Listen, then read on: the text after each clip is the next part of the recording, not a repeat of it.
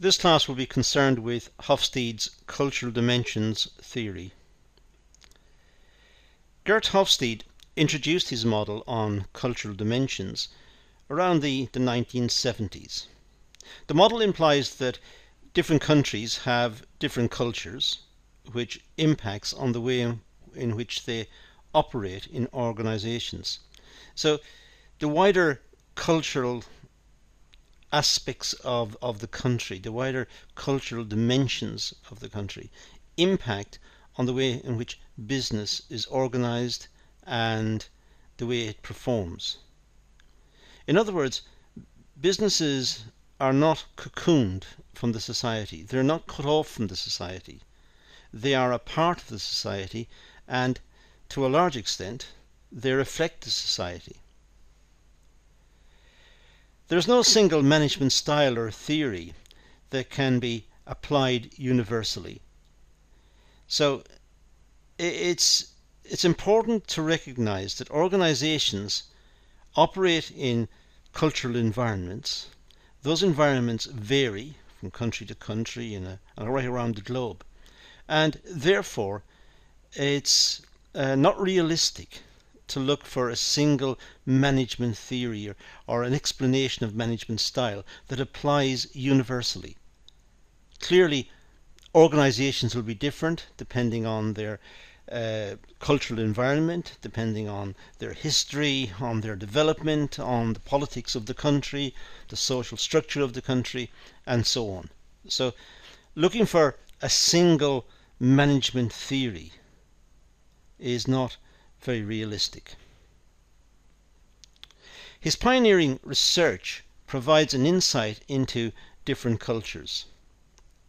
He carried out his research on employees working for IBM in over 50 countries. And from the research, he identified 6 cultural dimensions of difference or value perspectives between national cultures. So what Hofstede did was he managed to explain cultural dimensions in terms of differences between one culture and the next. And then he was able to classify these differences under 6 headings. These are the 6 cultural dimensions of difference or value perspectives. So we're now able to group countries and group places on the earth under these 6 different headings, and we can see similarities between different cultures according to their groupings. We can also see differences according to their groupings. Now, the cultural dimensions, well, there's a power distance index, which is high to low. It's an index. So there's a power difference, and we'll explain what this means in a moment. Individualism versus collectivism, again explained shortly. Masculinity versus femininity. Uncertainty avoidance index. Now that index ranges from high to low again, and again we'll talk about it later. The pragmatic versus normative. And finally, indulgence versus restraint. So we have 6 headings, and we'll look at what's meant by each one of these and then start to try to classify countries, and not based on explicitly on his research, but obviously leading from his research, and the charts that we'll use are based on his research, but we can see ourselves from what we know of different parts of the world that they do generally fit under these headings. We'll see how it works as we go through. Let's start with the power distance index. Now, based on inequality and power distribution within a country and what is considered as normal within the society. So it's looking at the distribution of power within a country. Who is powerful, who is not powerful, and what is normal within that society? What's considered to be normal in terms of power? So that's the basis for the index. Different countries accept different levels of power amongst the population. For example, social class status. And it's almost fair to say that every country has got a power distance index which is positive. It's positive in the sense that it is capable of measurement. It's not zero. If we consider the United Kingdom, we have social class. In America, there are some people who are very powerful in America and who are perhaps very rich, others who are very poor. And there is a power distance index that can pick this up. So within countries we can see it. We can also certainly see it between countries. Some countries are rich and perhaps more egalitarian, perhaps more equal, and have measures, political measures in place trying to balance out power within the country, perhaps through the taxation system or through the legal framework. But other countries may lag behind in this, so there will be certainly quite big differences in the comparisons between countries. Now, lower power distance index implies power is more equally distributed within society. A high power distance index suggests high degrees of relevance on power and inequality as the norm. So if the index is high, there is more inequality. Index is low, less inequality. So let's look ahead. The power distance index. Now the attributes, well, high. Centralized organization with centralized control and power. So this could be the government taking a big role in the society, or it could be organizations, it could even be commercial organizations who are very powerful by virtue of their size and their importance within the country. Complex hierarchy with clear authoritarian leadership style. So perhaps the whole organization is headed by one person. That one person is seen as very important. A low power distance index, well, tends to be flat organizations. In other words, all departments perhaps within the organization are seen as equally important. There's more delegation, more trust in the workforce to do the job, respect and trust amongst the employees. The employees are treated equally, they're treated fairly and equally. Decision-making control entrusted to employees.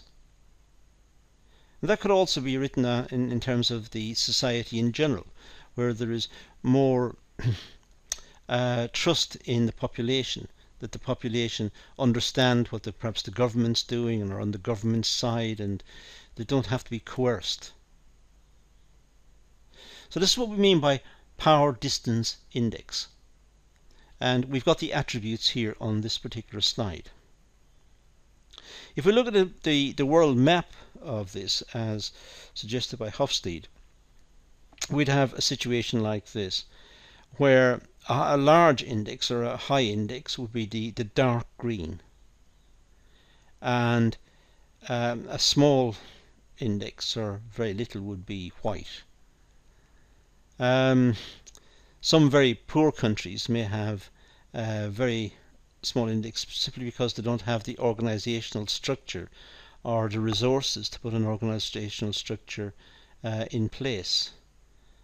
But if we look at America here, it would be much lighter in color than, say, the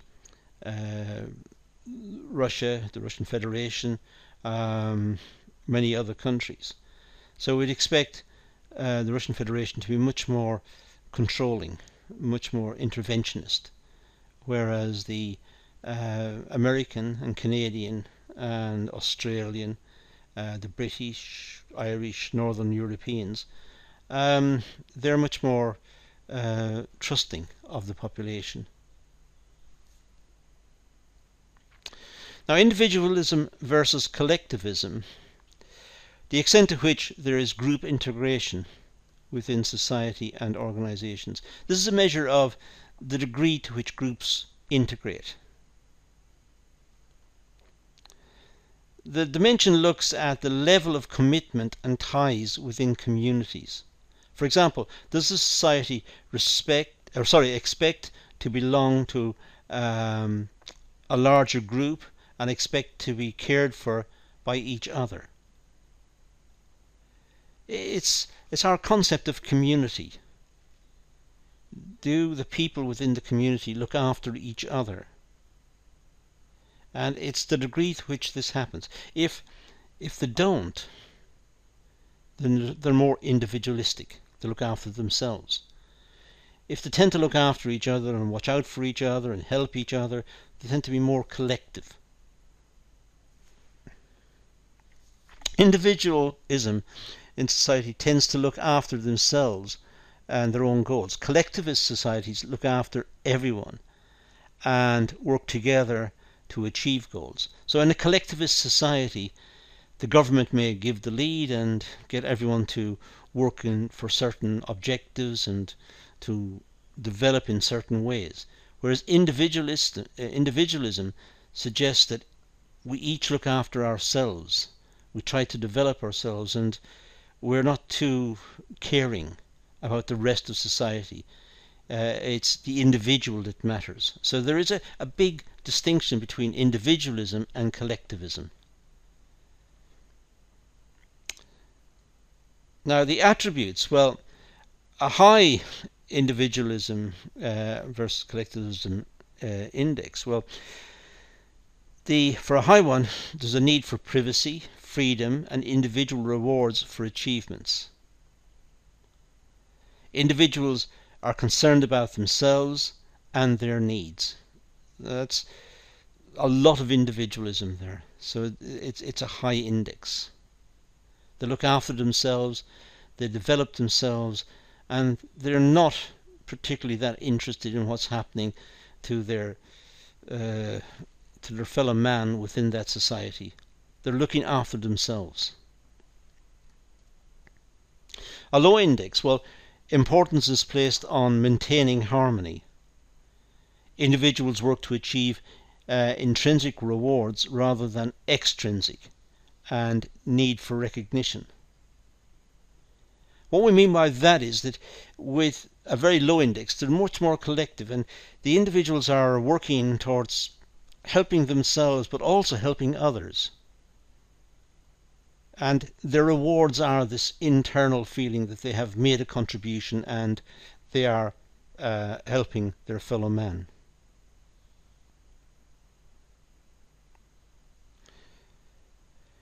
If we look at the map here, collectivist versus individualist, we see that the places like America, Australia, the Europeans tend to be the darker colour.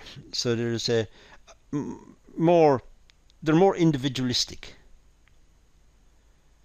We are more interested in the markets ourselves, developing ourselves, and the belief is that if we do this, we're going to develop the whole society. If everyone looks after themselves, then society in total will be better. Whereas with the collectivist view, everyone needs to be pulled along and helped. So people don't just work for themselves, they work for their fellow man as well, and they support their fellow man through the taxation system or through some sort of additional contributions. Now, masculinity versus femininity.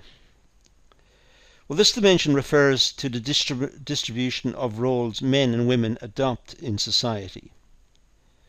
Masculine cultures are conducive to dominating, assertiveness, power and materialism, which makes the male of the species look very bad indeed, because males tend to be more dominating, more aggressive, more assertive, more interested in power, more interested in materialism. So the males conduct themselves in this manner, according to this view. Females, the feminine culture, by way of contrast, are more interested in relationships and in the quality of life, in feelings and in emotions. So we have a contrast here in terms of the orientation of the two sets. Masculine going one way, feminine going a different route. Now, for a high index here, well, significance placed on the ego, pride, power, money, status. This is the masculinity index. This is high masculinity. Men are seen to be assertive, strong, and there's a wider gender gap. They see themselves as almost hunter-gatherers. They're the ones who are going to save the world. So they're much more interested in their own ego, the pride, power, money, status. For a low index, importance given to lifestyle, the quality of life, good relationships, better working ethic, and work cohesion. More overlap between genders and roles, better gender equality. So female employees are promoted and become managers and directors and may become the CEO of the company, but have the opportunity to do so. They're not artificially stopped. There's no prejudice in the system that stops them from achieving that. So high masculinity, much more interested in the ego, in themselves, pride, power, money, status, as written here. And for more feminine type of society, more interested in the quality of life, more interested in the work ethic. There has been some blurring of this distinction in many societies, where men start to realize that the quality of life is important, and where we should look after the environment, we should look after community, and we should have respect for whatever, for the way in which we live and the ways of lives of others and so on.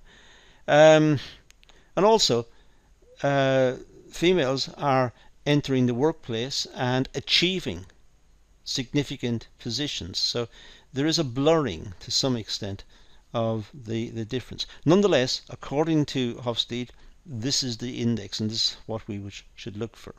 And if you look at the world map here, then we have a lot of masculinity in some countries.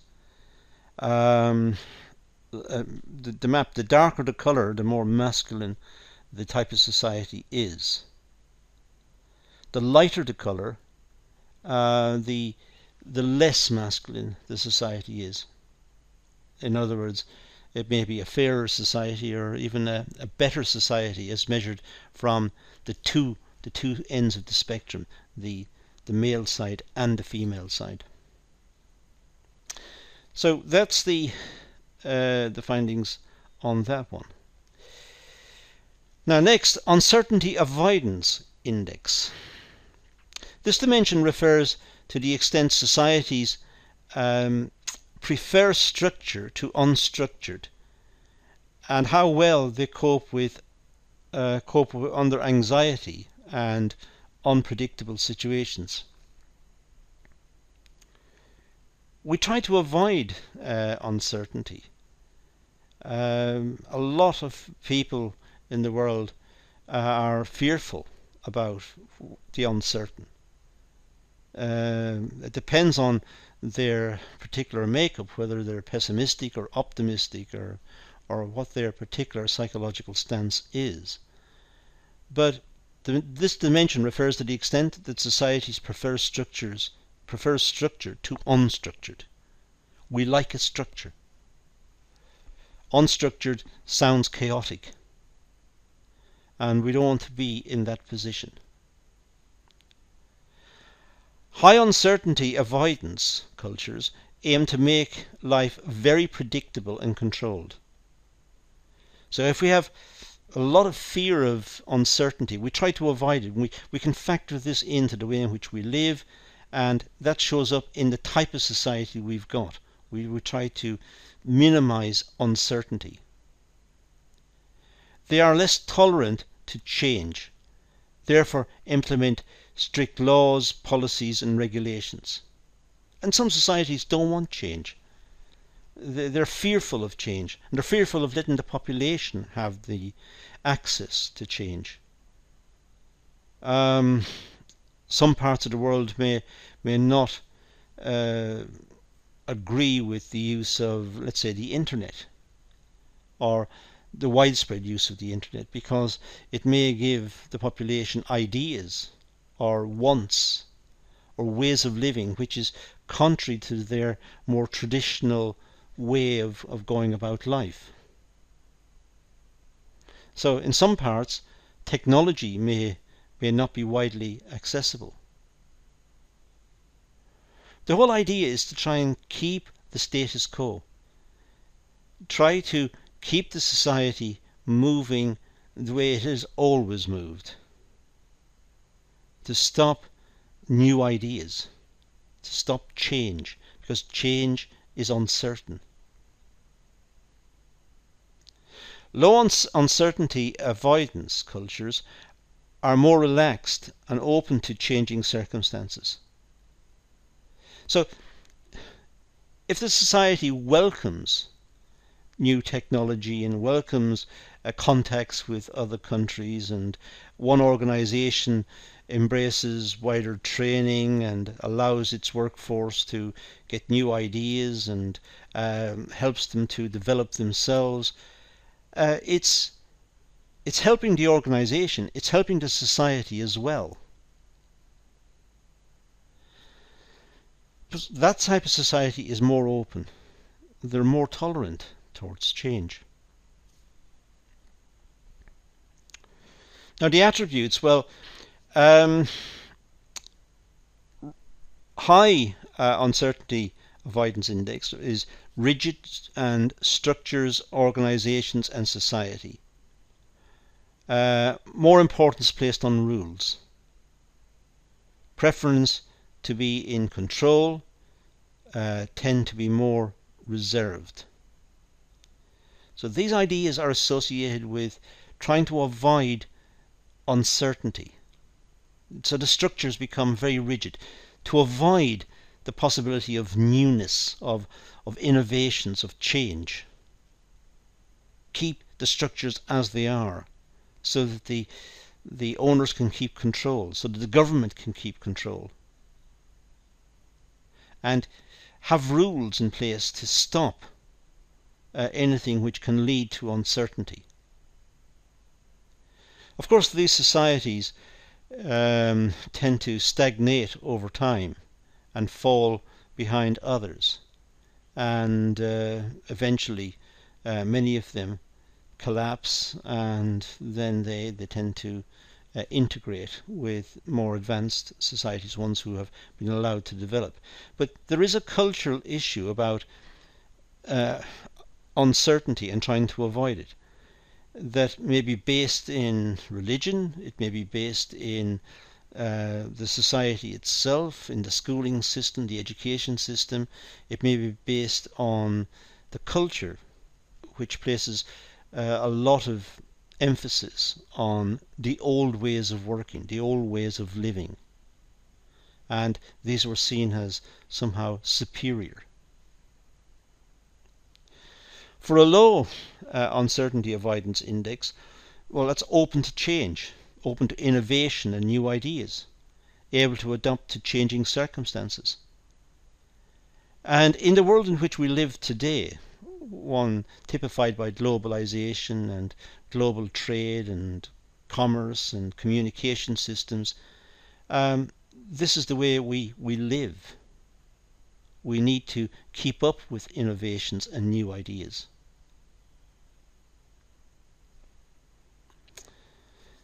The map suggested by Hofstede looks something like this. Tolerance are the lighter colours, and the more controlling would be the darker colours. There are some surprises on the map. For example, France and Spain tend to be much more trying to avoid uncertainty according to this view, whereas the United Kingdom and Ireland and I think Mongolia and a few parts of Africa and a couple of countries in South America tend to be more tolerant, the most tolerant. America has got rules and regulations, but we know America to be highly technological and advancing ideas and open to change. Just maybe some parts that are resistant to change, which perhaps gives the index a slightly darker colour. Long-term orientation versus short-term orientation. This dimension looks into the value of time, religiosity and nationalism. Religiosity is one which we don't normally consider in these situations, but when we look at parts of the index, the Hofstede index, or the indices, and the whole thrust of this analysis, we have to bear in mind the wider cultural issues, including religion, including history, including this very strong cultural traditions and norms that some societies hold. So this particular dimension, as I said, looks into the value of time, religion and nationalism, the cultural tradition of the country and the way they see the country. They see themselves as a particular national entity, and they want to perhaps keep it like that. Short-term oriented cultures are more focused on the past and present, placing greater emphasis on traditions and religion. So we have a distinction here. We've got just for those 2 points, we can see that in the long term there's this emphasis on religiosity and nationalism and time, looking at trying to keep the organization or the country, whatever it is we're talking about, but the organization or the country, trying to keep that as it is, trying to look at it in that way. The short term, more focused on the past and present, placing greater emphasis on traditions and religion. The short term is absolutely trying to fix the organization and hold it in place. The long term, hold it in place, but allow it to mutate, allow it to change slightly over time. So there is a change element in point 1. There's no change element in point 2. In the short term, it's fixed, it's locked together. Long-term oriented cultures see a linear approach, driven by the future expectations, goal-oriented and value rewards. So in the long term, there's a recognition that the society will change, but in the short term it's fixed. We don't see changes in the society on a day-to-day basis. We have to look over longer periods to see changes.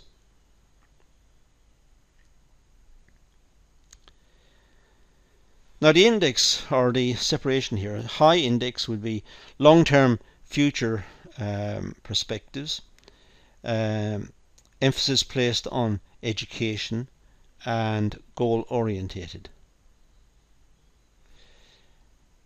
The lower one focus on religion and traditions, Values and rights are strongly emphasized within the organization or within the country, whichever one we're looking at. Strong enhancement and need to please parents. More time taken to build and maintain good relationships. So we have a split. Long term, more emphasis placed on education and trying to achieve goals. The society, it's recognized, will mutate over time, will change over time. Organizations, companies will change over time. The way they're organized and structured, the type of technology they use, the way the labor force is deployed within the organization, the opportunities for the labor force to progress within the organization. All of these may change over a long period, but in the short period they tend to be fixed. So if you look at the society in terms of short term, which is termed here as monumentalism, and long term orientation, flex humility. Looking at this world map, we see that some tend to be short term. For example, the Russian Federation, I should say, and China. So they have long-term emphasis. They tend to lock themselves in for the long term, whereas short term would be more European, large parts of Africa, and America and Canada are more short term than long, but they're on further along the index. So we can see different parts of the world have different emphasis on different parts of the index. Now, indulgence versus restraint. Well, this dimension is concerned with society's openness to personal needs and desires. Societies with high indulgence versus restraint index encourages individuals to be expressive about their desires, sexuality, emotions, and to enjoy life. So this would be much more indulgent, the higher index. Societies with a low index are very restricted and oppressive, with strict rules and punishment for not following the norms. So the government lays down the rules, and the society must follow those rules. Those rules are probably grounded in history, in tradition, in culture. But when the rest of the world is changing, some societies find it very difficult to adhere to those norms. But the same happens within companies. Companies that are very open, very indulgent, will try to train their workforce, give them opportunities, will be more flexible, whereas the ones in restraint will be much more controlling about the workforce, much more monitoring and interventionist, and so we see it within organizations as well as within society. Organizations, to some extent, it could be argued, are microcosms of the society. So a high index, freedom of speech, this is the more indulgent one, freedom of speech, employee rights, welfare protected, equal opportunities and diversity. Low ones will be employment contracts and rights may not be given much importance, so the employment contract is broadly ignored. The company may not give a lot of rights or freedoms to the workforce. They may be abused and harassed, in fact. And there may be stricter laws in place to restraint or restrict individuals. So again, we have an index for this, and that's the way Hofstede sees the world, with the more indulgent as the darker reds, and the lighter reds, or down to the pinks, being a mixture and going all the way across to the grey ones, which are in restraint, trying to control the workforce, trying to stick to traditional methods, but trying to control through the use of laws and rules and regulations the way the workforce conduct themselves. So that's Hofstede, and those are the various indices that Hofstede derived from his research in the 50 countries, the IBM companies in 50 countries. It's a way in which we can look at cultural differences and try to work out what type of organization we're dealing with. So if we see a particular company, it would be worth making a note of these various indices and trying to classify the company under the index, just by simply reading about it, reading a case study perhaps, and trying to work out if the company is more masculine or feminine or more indulgent, or what is it? What type of company is it? What's it trying to do? And that in turn will give us an insight into the way the company is structured, and the likely future of the company, if it embraces new ideas and if it is one which will survive in an ever-changing environment.